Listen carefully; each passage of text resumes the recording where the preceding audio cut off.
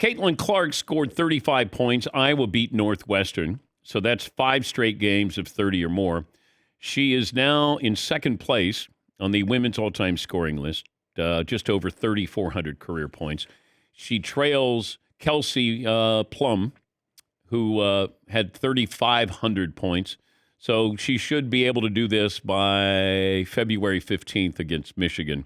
And what's amazing is the draw that she is on the road. They showed video of students or fans waiting to get in to see Caitlin Clark play Northwestern at Northwestern. She's selling out buildings where the men's teams don't sell out. She is a draw. Probably, when she comes out after this season to the WNBA, she is Indiana has the number 1 pick, so they would be taking Caitlin Clark.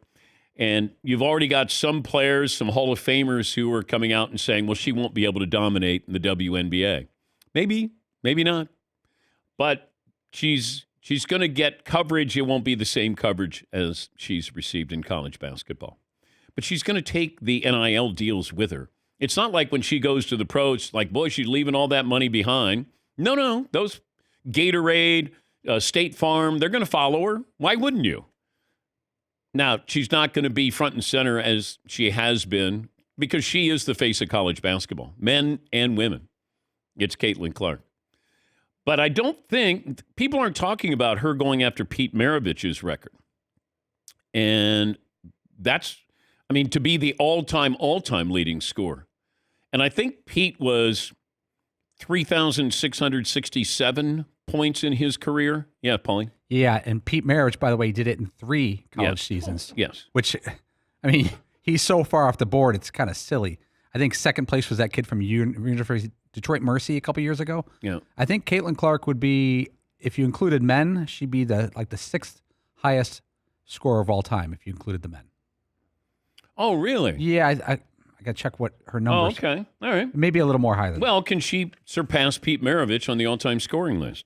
Because she needs, little over 200 points here. Does she have enough games to be able to, and I don't know how many games Pete played in to get to 3,667 points.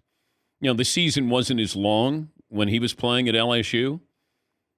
They play a lot of games now, but I don't know how many games Pete played in a regular season.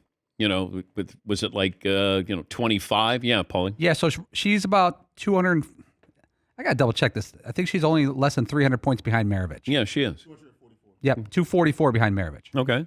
Does she have enough games to be able to be the all-time leading scorer? Does the NCAA tournament count or the Big Ten tournament count in her points? I'm going to guess it probably does. Okay, so you would have... Because I think the kid, wasn't it Mike Anderson's son, who was at Detroit Mercy? And if they had made the tournament, correct, he would have surpassed Maravich in 4 years as the all-time leading scorer. So Clark has 8 more regular season games. So let's say 8 times 25. 8 times 3. She's averaging 30. Well, Okay. I got to be fair to her. She's going to run into somebody she's not going to be able to score 30. So 200, at least 200 more points in the regular season. You got 3 games in the Big Ten tournament, probably. Oh, okay. That's another 100 points, possibly. Yeah. And then the NCAA tournament, if you assume 3 games at the minimum. Yeah.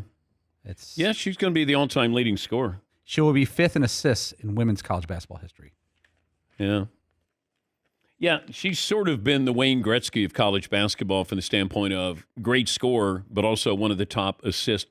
If you just took Gretzky's assist total, he'd still, I think, lead the NHL in career scoring. I believe that's right.